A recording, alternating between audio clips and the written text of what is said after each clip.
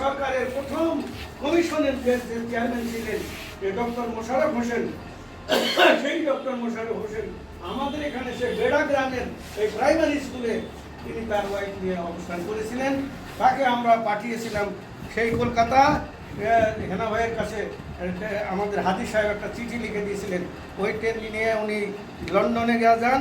লন্ডনের সেই সময় ব্রিটিশ সরকারকে উনি বুঝাইতে সক্ষম হয়েছিলেন যে বাঙালিদের উপর অত্যাচার হচ্ছে, টর্চার হচ্ছে, এইটা বন্ধ করা দরকার। এবং তিনি সক্ষম হয়েছিলেন যে ব্রিটিশ সরকারকে বুঝাইতে আমাদেরকে সাহায্য করার জন্য। যাই হোক, তিনি প্রথম কমিশন ছিলেন।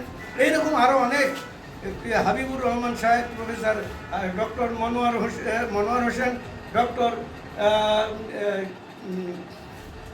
নামগুলো মনে হচ্ছে না, এত তো স্মরণ থাকার কথা না।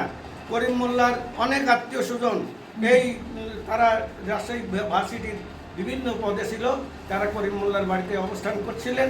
তাদের সঙ্গে পরামর্শ করেই আমরা এই ভাঙ্গা কেল্লায় আমরা পতাকা উড়িয়েছি, পাকিস্তানের পতাকা আগুন দিয়ে পড়িয়েছি, বাংলাদেশের পতাকা আমরা উত্তোলন করেছি। আমার সোনার বাংলা আমি তোমায় ভালোবাসি, এই স্লোগান দিয়ে আমরা পতাকা তুলেছি আনুষ্ঠানিকভাবে। এবং বঙ্গবন্ধুকে আমরা আমন্ত্রণ জানিয়েছি যে আপনি অবিলম্বে এই বাংলাদেশ সরকার গঠন করে তার নেতৃত্ব দিয়ে বাঙালি জাতিকে নেতৃত্ব দেন। এবং ইনশাল্লাহ আমরা সব ক্ষেত্রেই তখন কামিয়াব হয়েছি। কিন্তু দুর্ভাগ্য, যুদ্ধের পরে যখন যোদ্ধাদের মূল্যায়নের বিষয় আসলো, তখন আমাদেরকে অনেকেই চিনতে পারছে, চেষ্টা করলো না, আমাদেরকে চিন্তার চেষ্টা করলো না, আমাদেরকে চিনলো না, আমাদের নাম সেইভাবে আসলো না। দুর্ভাগ্য যে আমি ইয়াসিন মোল্লা দিবারাত্রি পরিশ্রম করেছি যুদ্ধের মাঠে, এই মাথা থেকে ওই মাথা, এক প্রান্ত থেকে আরেক প্রান্ত ছুটাছুটি করেছি। তার সাক্ষী কিছুটা আছে হাসান সাহেব যে কাজীপাড়াতে অবস্থান করে, সেখানে আমি কর্নেল রশিদ সাহেবের সঙ্গে বারবার মিটিং করেছি, সিটিং দিয়েছি, কিভাবে আমরা এগোবো, কিভাবে যুদ্ধ করব। কিন্তু আমাদের মূল্যায়ন আসে না। আমাদের মূল্যায়ন অবশ্যই করতে হবে।